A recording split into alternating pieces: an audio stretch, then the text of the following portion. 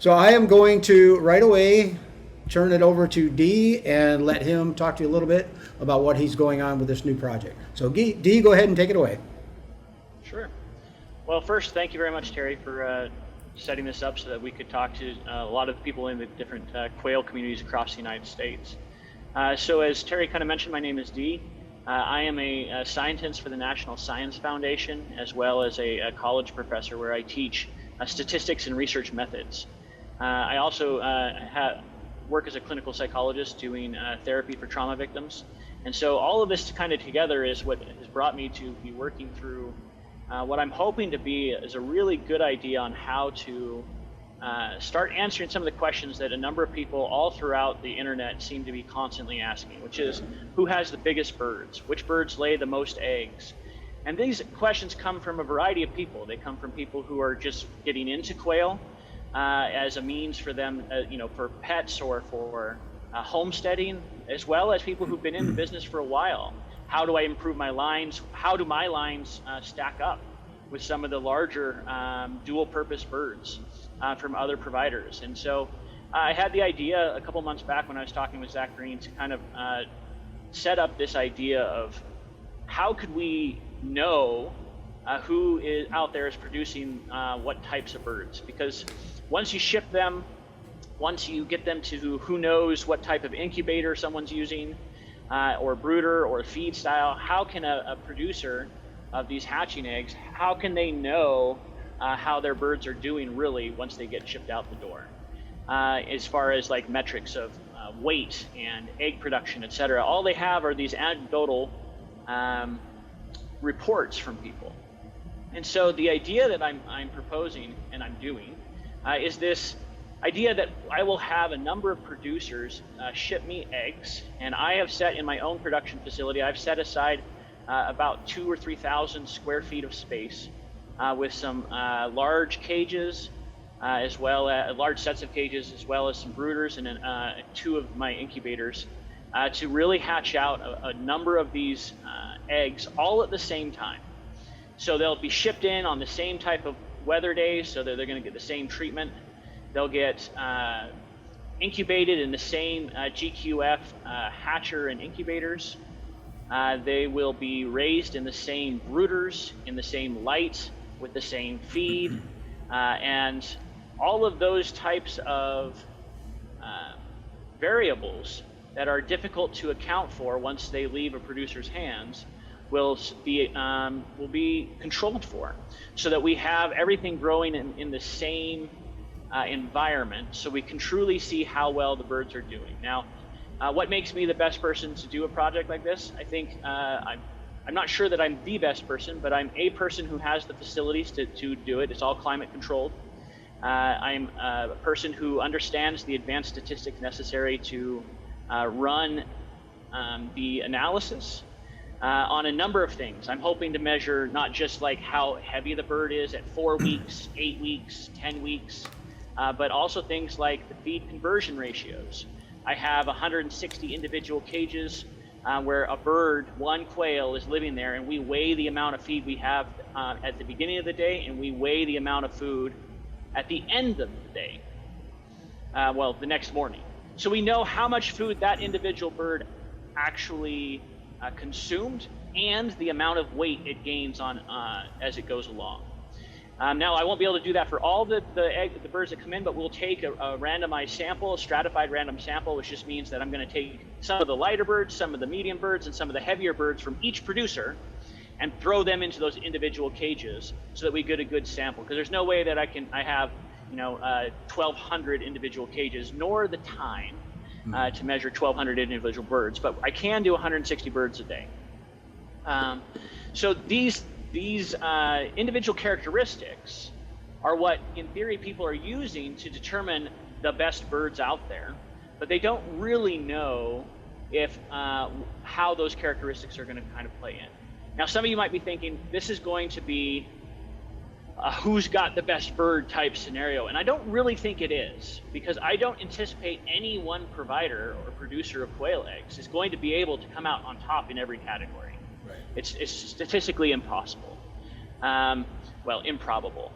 So when we take a look at that, the end consumer, after I release these results, will be able to take a look and say, okay, if I buy from producer X, I know that the eggs on average are going to hatch on time, and they're going to produce an average of 11-ounce males with a standard deviation of 1.2 ounces or whatever it ends up being, but they are laying 17 more eggs in the first 12 weeks of their life than the next highest producer, right?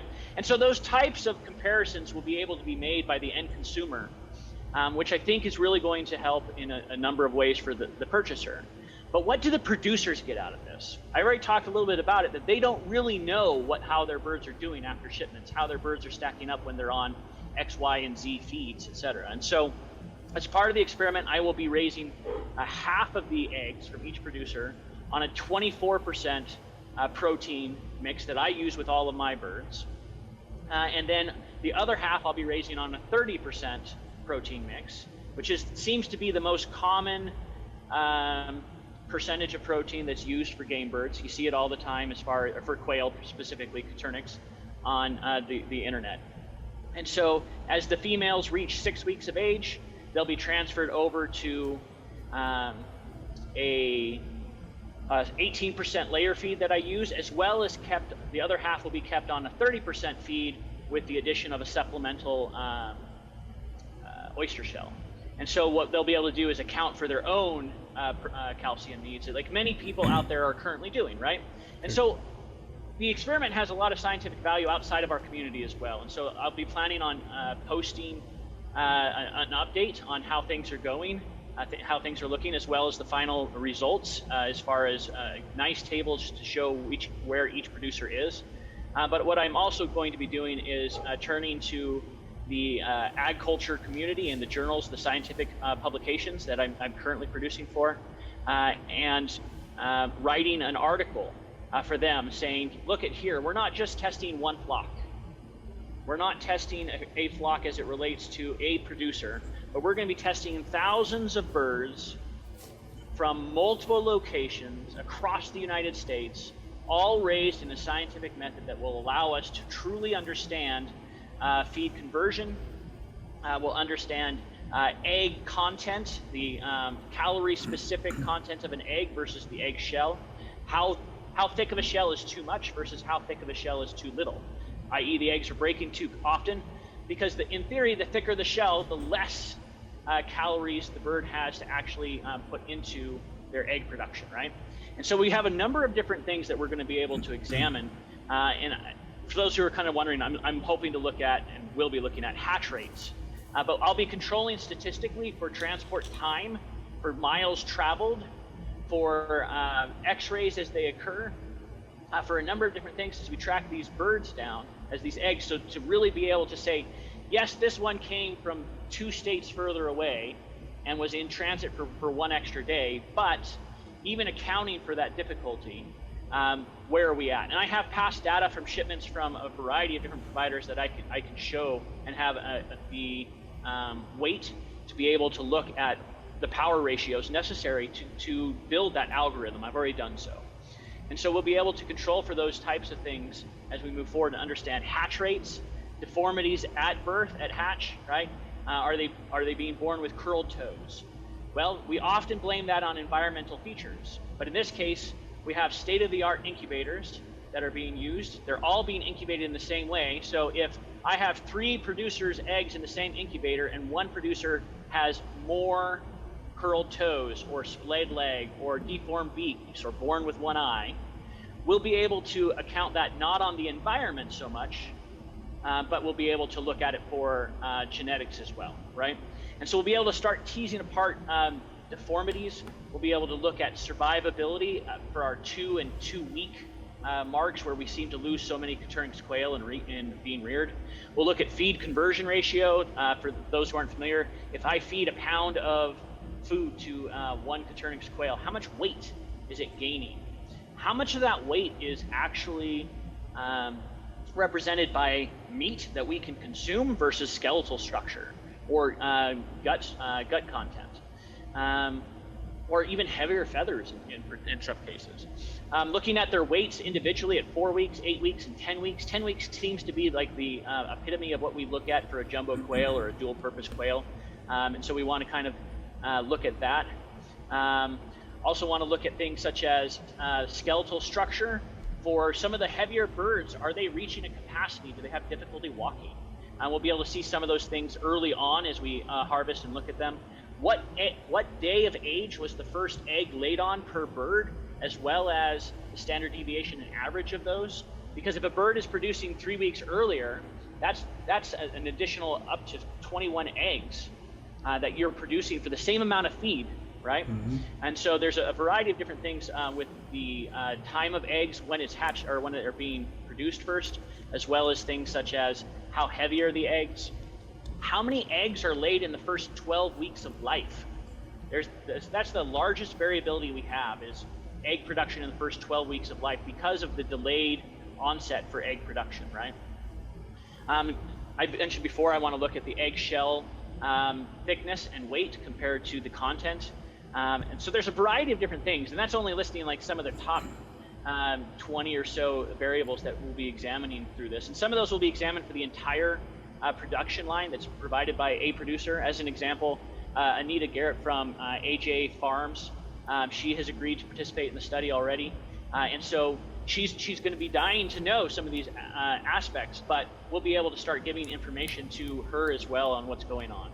So when we look at the people who we need, ideally we would be able to garner support from a variety of people across the United States, those on the East Coast and West Coast, mountain regions, farmlands, whatever it may be. But we're really looking for a variety of producers in size of their operation as well.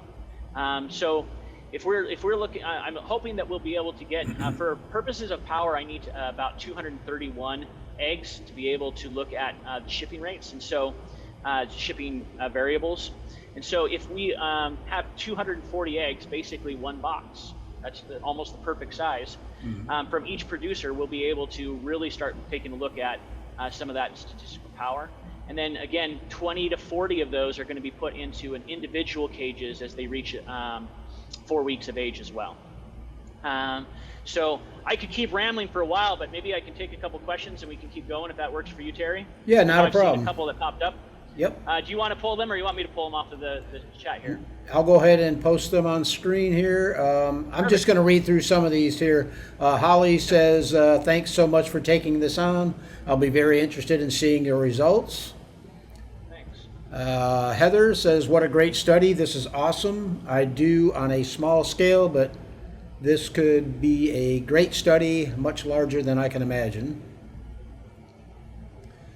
I don't know who this is, but love this scientific approach. So curious to see the results. I've seen some. Okay, here's a question, I think. Post recently about egg size as well, and I have questioned whether quail can comfortably, regularly lay very large eggs. Will you continue following these birds, looking at other things like egg size, long-term health, etc.? Yeah. So with the first question there, I think it's a really good idea to question whether or not birds can handle these things long term. For my own breeding programs, from those I've seen, most commercial breeders or those who are in the upper end tend to retire their birds fairly early, just because they start slowing down. But I've seen no difference in egg size inside the 12 months that my layers are allowed to produce for. But it is one of the things that I'm hoping to do in the future. I have a list of probably 60 research ideas that I'd like to kind of pursue, but I'm examining those from the nature of how much impact will they have on the agricultural community from a commercial side of things and from a production side, as well as how much difference does it really make. And so that's one that's already on my list. But yes, as you guys come up with other questions like that, long-term effects, etc., please feel free to post them onto this live feed or post them onto my post that I've made on Newbie Quail Lovers. I think that's Zach Green's site, as well as Terry's Coturnix Corner, or just hit me up directly. I think many of you who've been on Coturnix Corner or Newbie's Quail Lovers, you've seen my posts. They almost always tend to be like scientific or from a large scale operation side of things, but I'm happy to take a look at some of those things as we go along. And that's one of the difficulties is who out there really has the time, money, and space to take thousands of birds and test them. Well, Right. I've decided to make that happen. So we have the facility set aside to do so for this next little bit. Okay. What's the next? Hopefully that answered your question. If it doesn't, please hit me up some more. We're not examining it this time around. I'll be tracking birds to 12 weeks. Okay. So 12 weeks is what we're tracking for this go around. And then I Okay. need my production space back, right? Heather wants to know, will you be providing crushed or crumbled calcium to these birds? So I'll be using crushed oyster shells. Yeah. Okay. Also, she wants to know where you're located. I'm in Utah.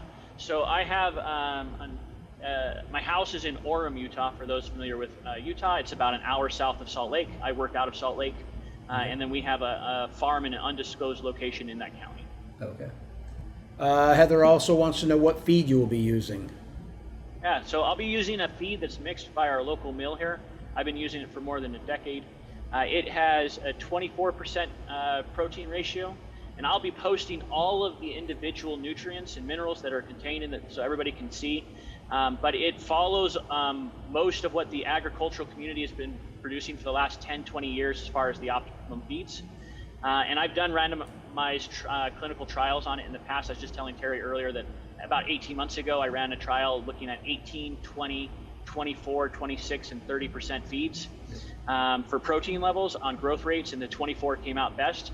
But on top of that, again, half of these eggs are going to be tested on a 30% feed as well, with protein being the only change, only statistically significant change between any of the minerals and nutrients. Okay. Heather says she would love to participate. Send me a PM, Heather. We'll talk. Okay, question from Holly. It says, are you concentrating on just jumbo wilds or ferals? Yeah, so I am concentrating on whatever the producer says their best dual-purpose egg and meat production bird is. So far, for every provider, that has been a jumbo wild, Okay. jumbo pharaoh. And Heather wants to know what type of cages, dimensions you plan on using. Yeah. So I'm just using some of my commercial production cages for the trial for the non-individual cages, and so they'll be raised in a colony 36 by 24 inch cage that I've built literally hundreds and hundreds of them. So they're stacked 4 units high. They use oil pan trays. They're made on a special vinyl coated welded wire. Very similar to what you're looking at, gravity-fed water systems, trough feed, the lid for the feed systems, constant access, 24 hours a day, access to the food, lights for 16 hours a day, all automated, all controlled, all temperature controlled, kept at 70 degrees year round. Okay. I got a couple questions. Yeah, What's the timeline on this study, and when do you expect the results, and where can they find the results? Yeah, so where they'll be able to find the results primarily will be on your Facebook page is one of the places I'll definitely be posting the results, Terry, as well as Newbie Quail Lovers for Zach Green's page. I think there's a couple others. Anita runs one, Keepers of Commercial Quail or something like that. I can't remember the exact name. So there'll be some on Facebook. I'm also in talks with a lovely gal who said that she'd volunteer to help make a website to publish the results. And then ultimately, I will also post again once publication has been made in the scientific journals. And what I'm hoping for is that those who participate as producers for this, they'll be able to do it in 2 ways. One, I'll buy the eggs from them. And if that happens, they'll get the results just like everybody else on your pages, etc. And if they want to donate the eggs instead, because I'm pushing up a ton of feed costs and equipment space and all of that kind of stuff. If they want to donate the eggs instead, I will work with them as a collaborator on the data, and they'll be a co-author on the papers and can help write the scientific papers. I'll do the most of the footwork. They don't need to be like, they don't need to like worry about I don't write well enough or I don't know what I'm doing. What I'll be doing is I'll be doing the grunt work and then provide it to them so that they can help. I think maybe this statement here doesn't do as good of a job as what we would want, and those kinds of things, and then they'll receive authorship on the publication itself. And so, as well as access to the full data set. If they say, I really want to know how my birds are doing in this obscure measure, and if there's an interaction with whatever other measure, I'll run that result for them. where I won't be doing that. I'll be providing the results I think are pertinent to the community at large. But if they decide that they'd like to participate more fully with design of the research study, with contribution of the eggs, et cetera, we can do that too. Sure. Great. And what's the timeline on this? How long do you expect it to take? I know for sure March 29th is one of the shipment dates. I'm hoping to get the shipments down into 2 or 3 different shipment dates. So probably in a couple weeks we'll be starting pulling some eggs in, and then sometime in mid-April we'll be pulling some eggs in, as well as March 29th. I haven't set that date. It could be as early as like April 12th or 13th, something like that. I have it set up with the equipment to be able to run every 2 weeks, but okay. I don't want to build more brooders, and so I've stolen them from our production line, and I've stolen enough to work 2 weeks at a time. Sure. 2 weeks at 6 producers of 240 eggs in that 2-week period. So I'm hoping to do 2 or 3 sets of those. Great. Okay, Susan says, what's the farthest distance eggs will travel and the longest travel time? And thank you for this. Yeah, I have no way of controlling the travel time, right? The post office, or if someone uses something besides the post office, is the one who will determine that. That said, I've ordered from all over as I've been trying to increase bloodlines in my own flock, and I've never had anything over 3 days. I've heard horror stories from people, though, where the eggs have been transit longer, and so it's possible. East Coast is absolutely going to be the furthest from me. We're not going to be importing birds from outside the United States, and I don't know of any larger producers in Hawaii. If you are a large producer in Hawaii, I wasn't slamming you. I just don't know about you. Right. But I've learned, since I made this first announcement a couple days ago, I've learned of some great farms that are doing some decent scale of work, right? Who are able to produce 240 eggs and ship them all at once. And that's a decent measure for a lot of people, right? Sure. 240 eggs ship out all at once, that's a fairly large number. So I've met some great people so far as we've been talking about this that I didn't know existed before, because again, I don't know everything, right? My specialty is in the scientific growing and capacity for changing the genome and the alleles that we're using, and how do we alienate those and separate those out to produce larger birds that produce quicker, et cetera. Sure. I can do that piece, but I certainly don't know everybody. So yeah, hopefully we'll get some from Arizona. Southwest Game Birds, I know, is a fairly large producer. I'd love if they're willing to participate. Kansas City, I know Zach, Myshire, Robbie out of Louisiana. There's a lot of producers, some of them larger, some of them smaller. I know Virginia and a couple other places. So all over the United States. I don't anticipate anyone, like I said, from Hawaii or Alaska, but if they are, bring it on. Let's talk. Yep. Okay, not sure who posted this, but said just starting. Who would be the best place I can start off with? Right. I think everybody asks this question. Man. Give me 3 months. Yep. 3 months. We'll have a really good answer to that in 3 months. Yeah, it says I'm all in on following all of this. So, yep. Heather says, can you discuss your biosecurity measures? Sure. So our farm is on undisclosed county land. It is held by an LLC, which is held by an LLC, which is held by an LLC. That's 3 of them. And so nobody really has access to where it's at. The only people who show up there are truckers who are on non-disclosure agreements. Everything else is taken care of by my family and some of the employees who work there. So when you're talking about biosecurity, each person changes their boots and puts on coveralls every time they enter the facility. Those coveralls are washed on site in a separate outbuilding where we have a washer and dryer. We don't import anything until it's been quarantined for a minimum of 8 weeks. So we hatch in a separate building, which requires different clothing as we transfer through. I'm not even NPIP because they required access to the facilities, and I said no. So I don't sell hatching eggs. Mm-hmm. I sell dead birds and eating eggs, and so I don't need NPIP for that, and so I don't bother. And so I don't even have any skin in the game. I refuse to sell hatching eggs to anyone.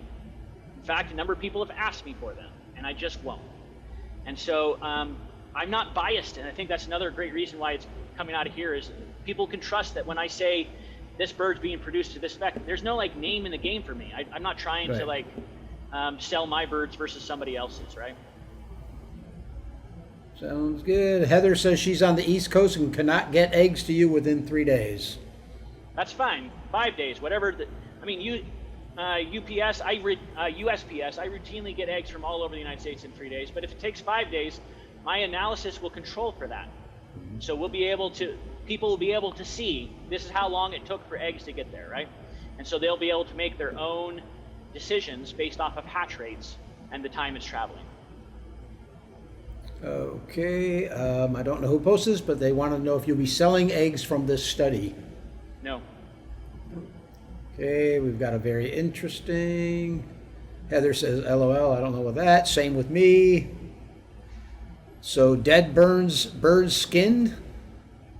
So I sell meat birds, if that's what they're asking about. And some of those are skinned and some of those are plucked, just depending on the wholesaler's needs or the individual client. Gotcha.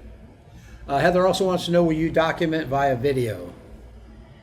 So I have plans. I don't know to what extent it'll be video versus photos, but I'm happy to take requests for like videos of brooders side by side and being able to show some of those. For purposes of updates, I don't plan on like the brooders will not be labeled, these are my Shire's birds or AJ's birds, etc. They'll be labeled with the numbers, so you'll be able to see that group 2 has been growing compared to when you saw them last, but you won't know who they are until the very end. Gotcha. I think there's a large variety. I want people to be judged on a final product, and so not on what just happens to be going on in between, right? Yep, exactly. Okay, guys, we're at the bottom of our questions. If anybody else has any more questions for Dee, post them now. We got about 25 people in here right now, so. Yeah, Stuart Dial's question. That's going to depend on your state. So you have to go by federal and state guidelines. So you're going to really want to check that out. The biggest hurdle to most people selling meat on a commercial level is a USDA slaughterhouse. That's where, and packaging house. Most people don't have access to that. Right. So if you have access to that or you're willing to start it, more power to you. But many states have end user laws that allow you to sell to a home or a family, just not a restaurant. Yep, that's the way it is here. So any other questions for Dee before we pull the plug on this one? And I'm in Dee, Utah, Stuart. Go ahead. What was are you saying? Oh, okay. There. Yeah, he's in Texas. I am going to, after we're finished here, I'm going to go ahead and post the replay on the YouTube channel also. Great. So I guess my last plug really quick then, if you're okay with it, Terry, is sure. If you're one of these larger producers or you're friends with one of them, or even if you're just a customer of one of them, don't hound them, please, but if you're willing to participate, I would really love it. I haven't decided yet if I'm going to reach out to them personally or not.